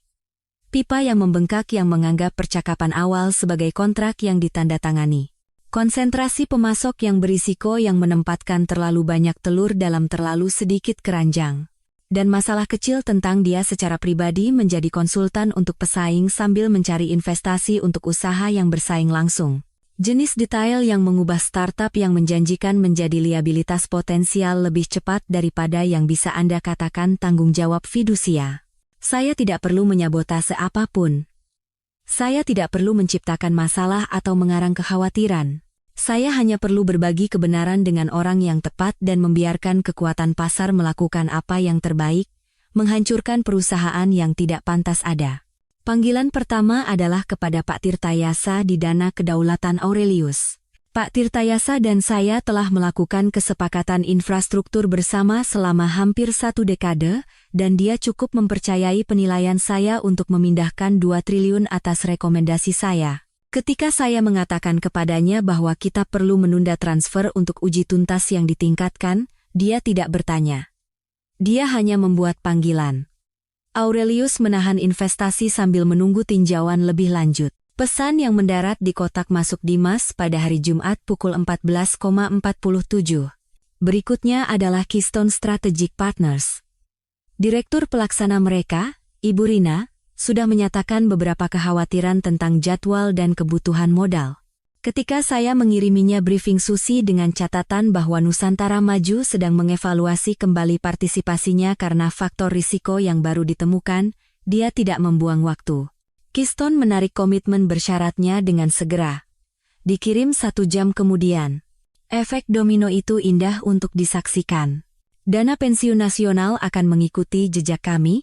Mereka selalu melakukannya dalam investasi infrastruktur, terutama karena komite investasi mereka sangat menghindari risiko sehingga membuat pecandu heroin terlihat seperti Gary Busey. Ketika mereka mendengar Aurelius dan Keystone keduanya mundur, mereka bahkan tidak mengeluarkan penarikan resmi. Mereka hanya menunda pemungutan suara komite investasi tanpa batas waktu, yang dalam bahasa dana pensiun berarti tidak akan pernah. Pada Jumat malam, putaran investasi megah Dimas sebesar 5 triliun telah menguap seperti kabut pagi. Tanpa investor institusional, pinjaman jembatan dari bank utama tidak akan diperpanjang. Tanpa pinjaman jembatan, penggajian akan terpental lebih keras daripada bola karet di ruang beton.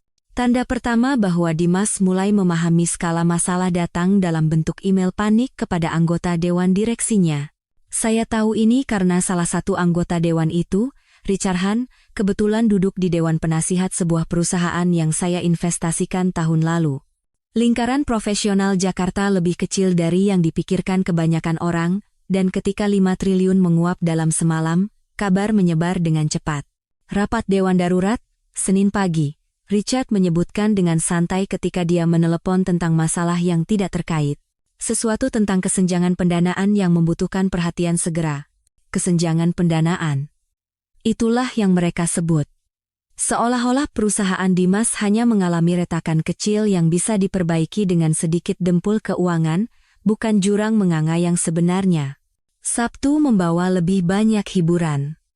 Susi meneruskan kepada saya serangkaian email yang telah dicegat melalui kontak intelijen korporat kami. Rupanya, Dimas telah menghubungi investor sekunder dana elang yang masuk ketika kesepakatan utama gagal dan sebuah perusahaan putus asa. Syarat yang ditawarkan para hyena ini akan membuat pinjaman rentenir terlihat murah hati. Mencari pendanaan jembatan segera untuk menjaga kelangsungan operasional, bunyi salah satu pesan yang sangat putus asa. Terbuka untuk membahas preferensi likuidasi yang dipercepat dan perwakilan dewan yang ditingkatkan. Terjemahan. Tolong beri saya uang, dan saya akan memberi Anda kendali atas perusahaan, asalkan Anda berjanji untuk tidak bertanya terlalu banyak tentang mengapa investor asli kami mundur. Akhir pekan juga melihat hubungan pemasok Dimas mulai menunjukkan retakan. Pemasok-pemasok utama, yang telah beroperasi dengan syarat pembayaran 30 hari, tiba-tiba menginginkan uang tunai di muka. Kontrak otoritas pelabuhan yang seharusnya sudah selesai mulai mengalami komplikasi misterius. Lucu bagaimana kemitraan inovatif dengan cepat berubah menjadi kami akan menelepon Anda kembali ketika rumor tentang masalah kecil mulai menyebar. Minggu malam, saya duduk di kantor rumah saya, mengerjakan proyeksi kuartalan untuk bisnis saya yang sebenarnya bisnis yang tidak runtuh karena pendirinya tidak bisa menjaga tangannya sendiri. Saat itulah ponsel saya menyala dengan notifikasi. Sebuah tangkapan layar dari nomor tak dikenal. Gambar itu menunjukkan Dimas di ruang rapat, dikelilingi oleh kertas dan laptop. Anda bisa melihat noda keringat di kemeja putihnya meskipun ruangan itu mungkin bersuhu 21 derajat. Di layar yang terpasang di dinding, wajah-wajah anggota dewan dan penasihat hukum yang jelas-jelas bergabung melalui telepon untuk sesi pengendalian kerusakan darurat. Judul tangkapan layar itu sederhana dan menghancurkan, analisis kesenjangan pendanaan darurat. Saya menyimpan gambar itu ke ponsel saya dan meneruskannya ke Bima dengan pesan, laporan kemajuan. Balasannya datang seketika, indah, bersih, bedah. Fakta tentang konsekuensi adalah mereka tidak peduli dengan niat Anda, perasaan Anda, atau pembenaran rumit Anda atas perilaku buruk. Mereka hanya peduli pada sebab dan akibat. Dimas telah menyebabkan situasi dengan tidur dengan istri investornya. Akibatnya adalah investor itu berhenti berinvestasi. Segala sesuatu yang lain dana yang dibatalkan, dewan yang panik, noda keringat di kemeja mahal hanyalah matematika yang sedang bekerja. Pukul 23.47, ponsel saya berdering sekali lagi. Tangkapan layar lain dari nomor tak dikenal yang sama. Kali ini, gambar itu menunjukkan sudut yang berbeda dari ruang rapat yang sama.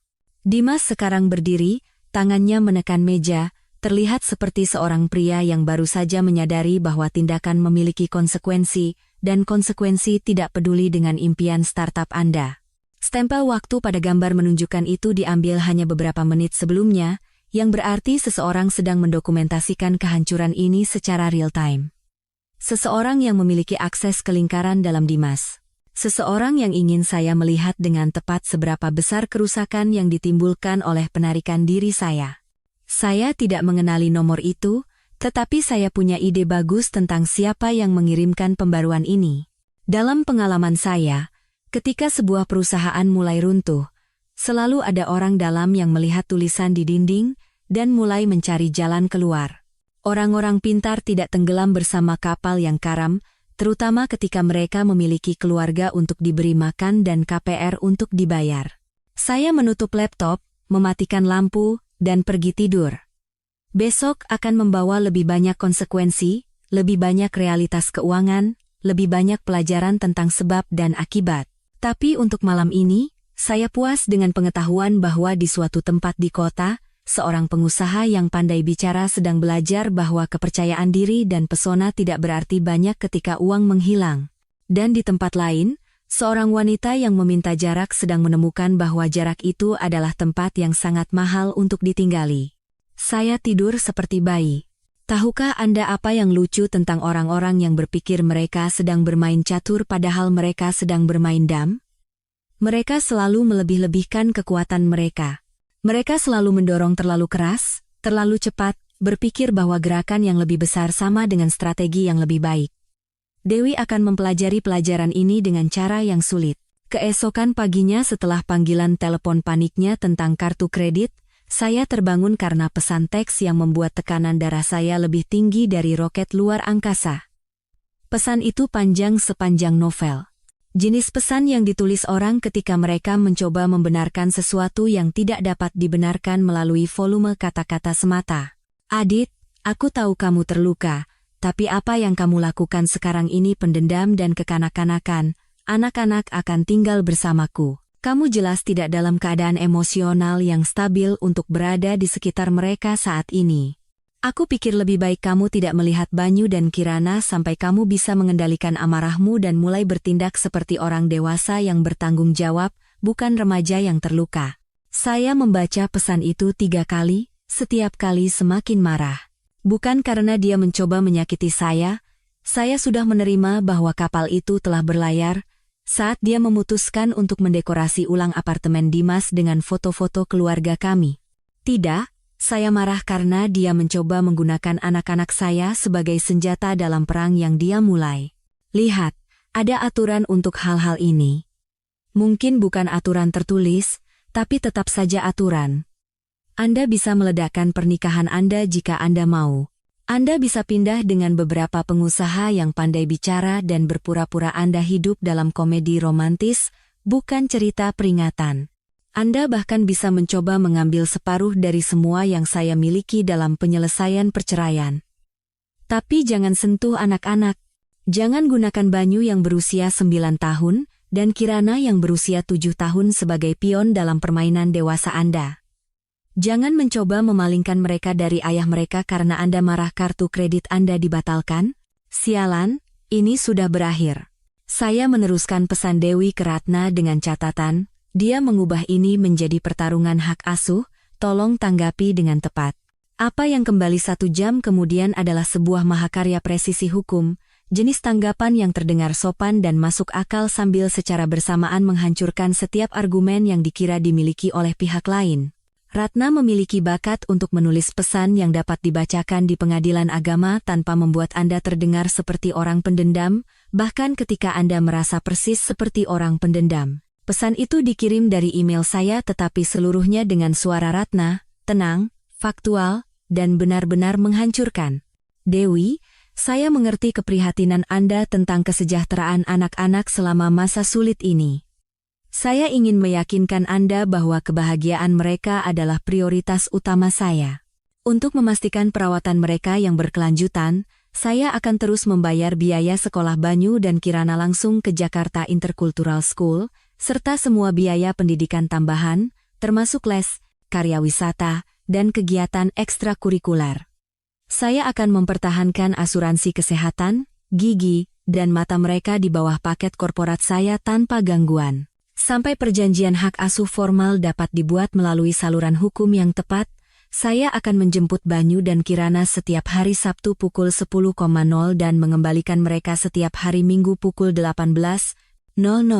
Semua komunikasi mengenai jadwal anak-anak, kebutuhan medis, atau masalah sekolah harus dilakukan melalui pengacara saya, Ratnasari, SH, yang informasi kontaknya terlampir. Saya berharap dapat menetapkan rencana pengasuhan formal yang menempatkan kebutuhan Banyu dan Kirana di atas segalanya. Hormat saya, Aditya Nugraha. Keindahan dari tanggapan ini adalah bahwa itu tampak sangat masuk akal sambil benar-benar membuat marah. Saya tidak berjuang untuk hak asuh, saya hanya menyatakan apa yang sudah akan terjadi. Saya tidak menuntut, saya hanya mengklarifikasi realitas baru. Dan yang paling penting, saya tidak membiarkan emosi mendikte percakapan. Hanya fakta, jadwal, dan proses hukum. Tanggapan Dewi datang dalam waktu 1 jam. Kamu tidak bisa begitu saja mendikte perjanjian hak asuh. Balasan Ratna, Anda benar sekali. Itulah sebabnya kami akan mengajukan perintah hak asuh sementara melalui Pengadilan Agama Jakarta Selatan. Kantor saya akan menangani semua dokumennya, permainan, set, dan pertandingan. Tetapi inilah faktanya menjadi seorang ayah, semua manuver hukum ini tidak berarti apa-apa jika saya tidak bisa menatap mata anak-anak saya dan tahu bahwa saya melakukan hal yang benar untuk mereka. Banyu dan Kirana tidak meminta orang tua mereka menjadi tipe orang yang berkomunikasi melalui pengacara dan bertengkar tentang jadwal penjemputan. Mereka hanya ingin ibu dan ayah mereka mencari cara untuk menjadi orang dewasa. Sabtu pagi datang lebih cepat dari yang saya duga. Saya berkendara ke townhouse lama kami, yang saya beli karena Dewi menginginkan halaman untuk anak-anak dan garasi untuk mobilnya. Rasanya seperti saya menjemput anak-anak saya dari orang asing. Rumah itu terlihat berbeda entah bagaimana. Hanya dalam 2 minggu sejak Dewi pindah, sesuatu yang mendasar telah bergeser. Rumputnya perlu dipotong, ada tumpukan koran di dekat pintu depan, dan petak bunga yang sangat diperhatikan Dewi sudah terlihat terbengkalai. Banyu membuka pintu, mengenakan seragam Persija Jakarta favoritnya, dengan ekspresi serius yang dia pakai, ketika otaknya yang berusia 9 tahun mencoba memahami masalah orang dewasa. Kirana ada di belakangnya, memeluk boneka gajahnya seolah-olah itu adalah pelampung. "Hai, jagoan," kata saya, berlutut setinggi mereka. "Siap untuk bersenang-senang dengan ayah? Ayah sama ibu mau cerai?" Tanya Banyu, karena anak berusia 9 tahun memiliki kemampuan luar biasa untuk menembus omong kosong dan langsung ke pertanyaan yang dihindari orang dewasa selama berjam-jam. Saya menatap putra saya anak ini, yang memiliki keras kepala saya dan kecerdasan ibunya dan memutuskan dia pantas mendapatkan jawaban yang jujur. "Iya, nak. Iya. Gara-gara Om Dimas." Kirana menyela, membuktikan bahwa anak berusia 7 tahun adalah agen FBI dalam pelatihan.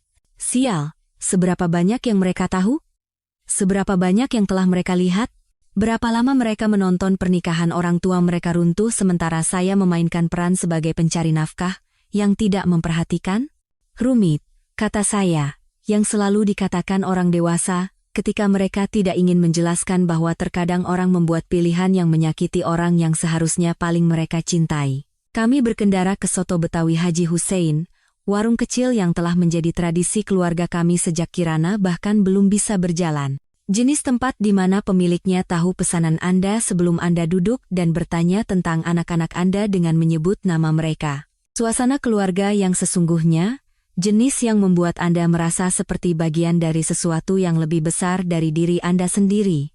Banyu memesan soto daging seperti biasa. Kirana memesan soto ayam, meskipun kami semua tahu dia mungkin akan makan 3 suap dan menyatakan dia kenyang. Saya memesan bir dan mencoba mencari cara untuk melakukan percakapan dengan anak-anak saya yang tidak akan membuat mereka trauma seumur hidup tentang fakta bahwa keluarga mereka sedang hancur. "Ayah," kata Kirana, di sela-sela suapan soto ayamnya, "apa kita masih satu tim?" Pertanyaan itu menghantam saya lebih keras daripada surat pengacara atau tangkapan layar istri saya yang pindah ke apartemen pria lain. Karena itulah kami selalu atau setidaknya, itulah yang saya pikir sedang kami bangun selama bertahun-tahun, tim Nugraha. Kami berempat melawan dunia, bekerja bersama, saling mendukung, membangun sesuatu yang akan bertahan lama. Selalu, kata saya, mengulurkan tangan melintasi meja dan meremas tangan kecilnya. Tidak peduli apa yang terjadi antara ibu dan aku, kamu, Banyu, dan aku akan selalu menjadi satu tim. Banyu mengangkat pandangannya dari sotonya. "Meskipun kita harus tinggal di rumah yang berbeda?"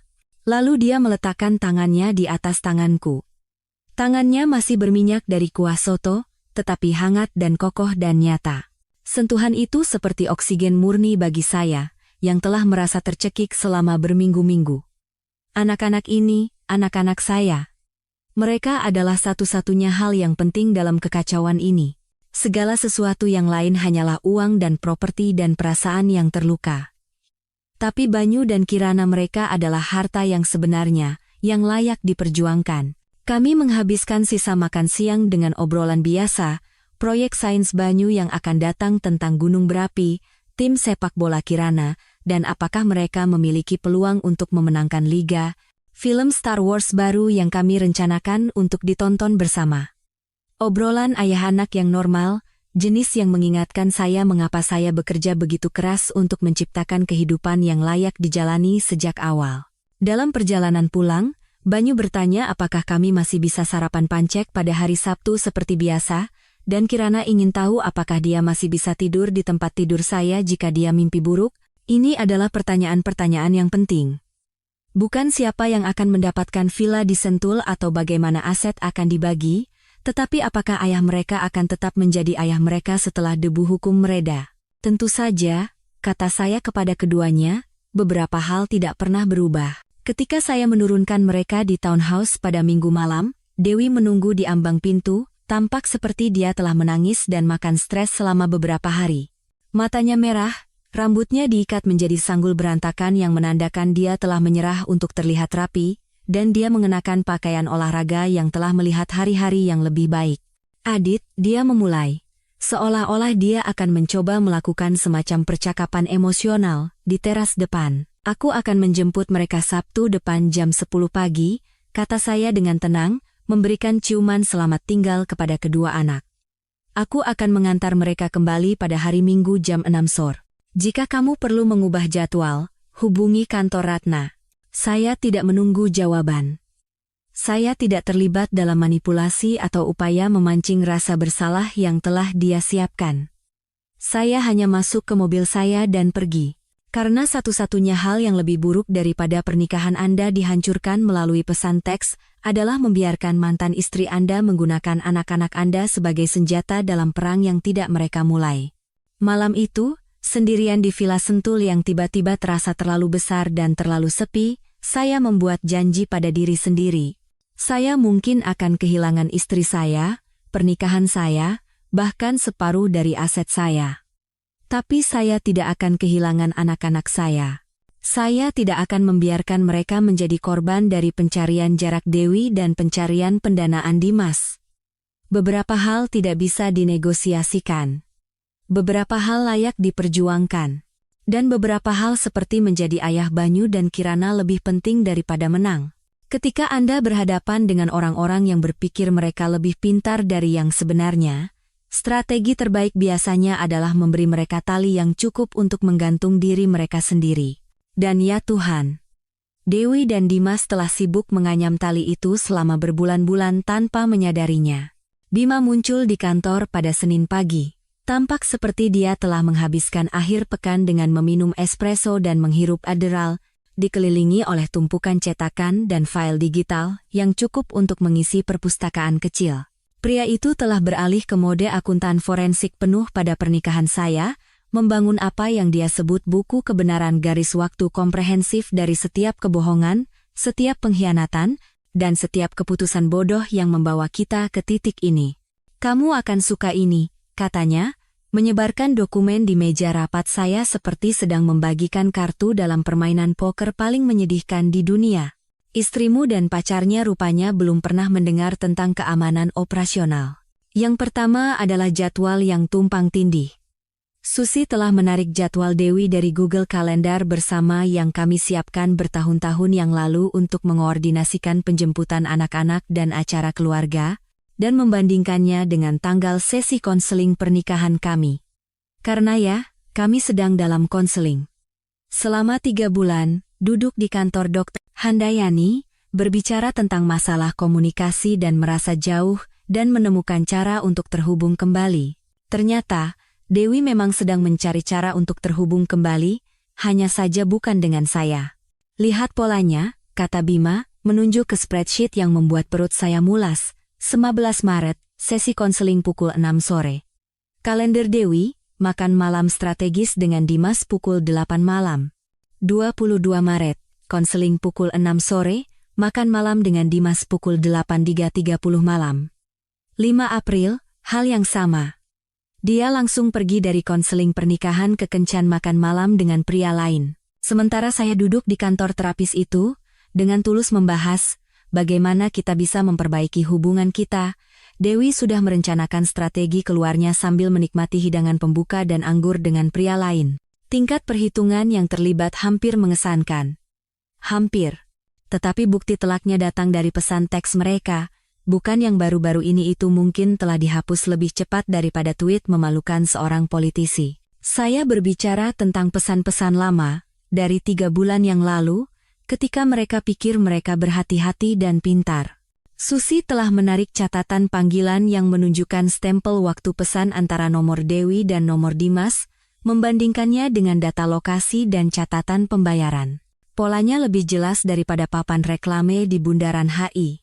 Pesan tentang tetap diam sampai pendanaan selesai. Tangkapan layar dari catatan investor internal diteruskan ke Dimas pada pukul 2.14 pagi, seperti semacam briefing intelijen tengah malam. Transaksi GoPay dari Dimas ke Dewi dengan catatan, untuk kartu akses apartemen, sialan, kartu akses. Dia benar-benar membayarnya untuk akses ke apartemennya, dan mereka cukup bodoh untuk meninggalkan jejak kertas. Ini bukan hanya perselingkuhan, kata Ratna, meninjau bukti dengan ketenangan klinis seorang ahli bedah yang memeriksa tumor. Ini adalah potensi pelanggaran rahasia dagang. Catatan investor itu berisi informasi rahasia yang dapat memengaruhi harga saham dan negosiasi kesepakatan. Dia benar. Dokumen yang telah diteruskan Dewi ke Dimas berisi informasi sensitif tentang strategi investasi kami, penilaian kami terhadap pesaingnya, dan proyeksi internal kami untuk sektor logistik. Jenis informasi yang dapat memberikan keuntungan besar bagi seorang pengusaha jika dia tahu cara menggunakannya. Rupanya, dia tidak tahu, mengingat perusahaannya sekarang berputar di saluran pembuangan seperti toilet keuangan yang tersumbat.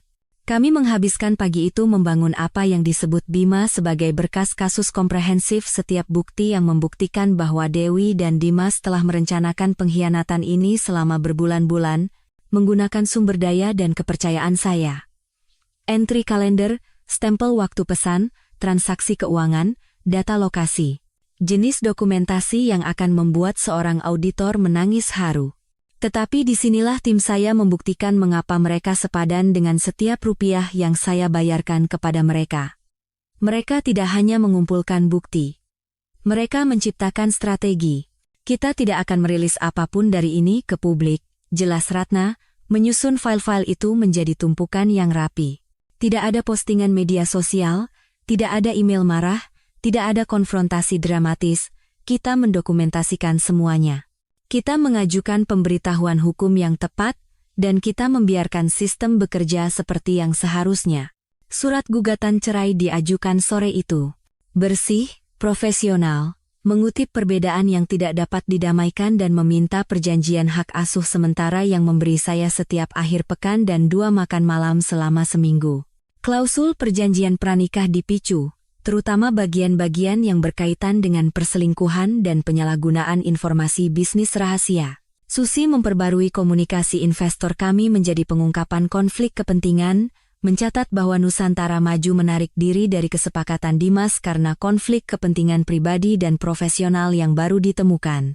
Tidak dramatis, tidak pendendam, hanya jenis bahasa hukum yang membosankan yang melindungi Anda saat Anda mengakhiri mimpi orang lain. Dampaknya pada perusahaan Dimas langsung dan brutal. Dewan direksinya memintanya untuk menyingkir sementara tinjauan masalah konflik kepentingan sedang berlangsung. Bank yang seharusnya menyediakan pendanaan jembatan tiba-tiba menyatakan keprihatinan tentang stabilitas kepemimpinan. Hubungan pemasok yang sudah tegang mulai putus seperti karet gelang yang ditarik terlalu kencang. Pada Rabu malam, Dimas menelepon dari nomor yang diblokir, mungkin berharap saya akan menjawab, dan kami bisa melakukan semacam percakapan pria ke pria tentang menyelesaikan masalah.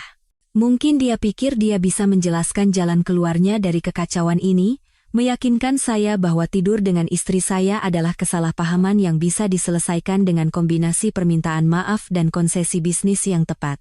Saya membiarkan setiap panggilan masuk ke pesan suara. Bukan karena marah, tetapi karena strategi. Setiap upaya kontak adalah lebih banyak bukti.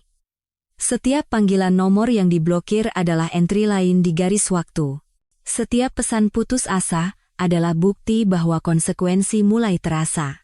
Pak Adit, tolong telepon saya, bunyi transkrip pesan suara pertamanya.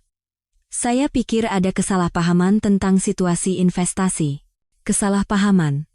Ya. Seolah-olah secara tidak sengaja tidur dengan istri investor adalah kesalahan jujur yang bisa terjadi pada siapa saja. Pesan suara kedua lebih putus asa. Kita perlu membicarakan ini secara profesional. Ada banyak orang yang bergantung pada kesepakatan ini. Yang ketiga hanya menyedihkan. Tolong. Aku tahu kita bisa menyelesaikan sesuatu. Saya menyimpan semuanya, meneruskan transkripnya ke Ratna, dan kembali ke Villa Sentul saya untuk minum whisky yang enak dan menyaksikan pernikahan saya mati secara real-time, melalui dokumen hukum dan realitas keuangan. Karena terkadang balas dendam terbaik bukanlah dengan marah. Terkadang, itu hanya dengan mundur dan membiarkan orang mengalami konsekuensi alami dari pilihan mereka. Terdokumentasi dan diarsipkan untuk referensi di masa mendatang. Tanpa transfer dana, perusahaan Dimas runtuh lebih cepat daripada payung murahan di tengah badai. Insinyur-insinyur senior mulai meninggalkan kapal ketika gaji mereka tidak cair ternyata, loyalitas tidak membayar sewa, dan pengembang perangkat lunak punya pilihan. Kontrak sewa kantor mewah yang mereka tanda tangani di SCBD tiba-tiba terlihat seperti bunuh diri finansial ketika arus kas mereka menguap dalam semalam. Pemasok yang telah beroperasi dengan syarat pembayaran 30 hari beralih ke pembayaran tunai lebih cepat daripada yang bisa Anda katakan risiko kredit. Kontrak otoritas pelabuhan yang seharusnya menjadi tiket Dimas ke Liga Besar mulai mengalami komplikasi misterius. Lucu bagaimana kemitraan inovatif dengan cepat berubah menjadi kami akan menelepon Anda kembali ketika rumor tentang masalah kecil mulai menyebar. Sementara itu, Dewi menemukan bahwa perselingkuhan tidak datang dengan paket tunjangan yang komprehensif. SUV-nya diderek dari komplek apartemen Dimas setelah diparkir tanpa asuransi selama 3 hari rupanya. Manajemen gedung sangat serius tentang tanggung jawab. Kartunya ditolak di Marigold Bistro, tempat makan siang mahal di mana dia biasa memimpin percakapan dengan teman-teman MBA-nya setiap hari Kamis. Manajemen apartemen menempelkan surat pemberitahuan tunggakan di pintu Dimas ternyata, sulit untuk membayar sewa properti mewah ketika startup Anda membakar uang lebih cepat daripada laboratorium sabu membakar pseudoephedrine. 2 minggu setelah transfer dana dihentikan, Dewi muncul di gerbang Villa Sentul saya, tampak seperti dia telah menangis selama berhari-hari. Matanya merah, suaranya kecil, dan pakaian desainernya kusut seolah-olah dia telah tidur di dalamnya. Adit, ini kesalahpahaman, katanya melalui interkom. Saya keluar menemuinya, tangan di sisi tubuh, suara saya datar. Kesalahpahaman tidak merugikan 5 triliun. EKU butuh bantuan. Saya memberinya kartu nama Ratna. Semuanya melalui pengacara sekarang. Dan jadwal anak-anak tetap persis seperti yang tertulis. Malam itu, perusahaan Dimas merilis siaran pers tentang restrukturisasi strategis untuk lebih melayani kepentingan para pemangku kepentingan. 3 kalimat bahasa korporat yang mengatakan segalanya sambil tidak mengatakan apa-apa, jenis yang diterjemahkan dalam setiap bahasa menjadi, kami bangkrut. Jarak yang diminta Dewi menjadi sangat sunyi. Pengadilan menyetujui perjanjian hak asuh sementara yang terlihat sangat mirip dengan yang diusulkan Ratna 3 minggu sebelumnya. Lucu bagaimana hakim menghargai bukti yang terdokumentasi dengan baik dan permintaan yang masuk akal di atas manipulasi emosional dan perebutan kekuasaan yang putus asa. Hakim yang terhormat, Pak Wibowo, memperingatkan kedua belah pihak bahwa kesejahteraan anak-anak adalah yang terpenting, tetapi matanya tertuju pada Dewi saat dia mengatakannya. Di ruang sidang yang steril itu, dikelilingi oleh pengacara dan dokumen hukum, saya mengucapkan total 17 kata. Ratna telah mempersiapkan saya dengan baik.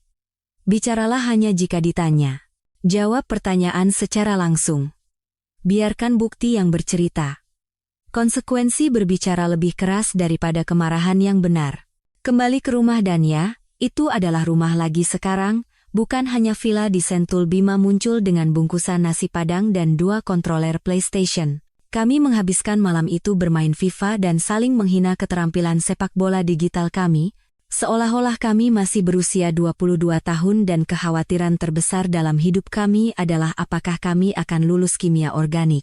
Hendra mengirim pesan teks berupa foto dari kantor.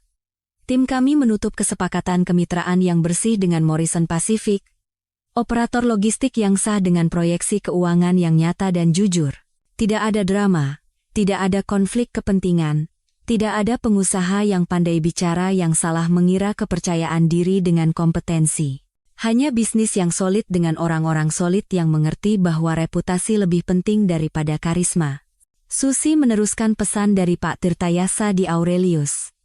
Kepercayaan pada Nusantara Maju tetap tinggi. Menantikan peluang kita berikutnya.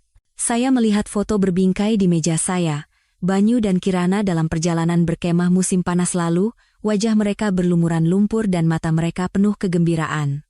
Saya telah mempertahankan Villa Sentul, perusahaan saya, reputasi saya, dan yang paling penting, kepercayaan anak-anak saya. Jadwal pengadilan memberi saya setiap akhir pekan dan makan malam hari Rabu, yang berarti saya menghabiskan lebih banyak waktu berkualitas dengan mereka daripada yang saya lakukan ketika saya menikah dan bekerja 80 jam seminggu. Saya melepaskan bagian dari diri saya yang berpikir cinta bisa dibeli dengan kemurahan hati. Saya melepaskan kebutuhan untuk mendanai kebahagiaan semua orang, sambil mengabaikan kebahagiaan saya sendiri. Dewi pernah berkata, saya tidak tahu bagaimana menjadi besar di sebuah ruangan.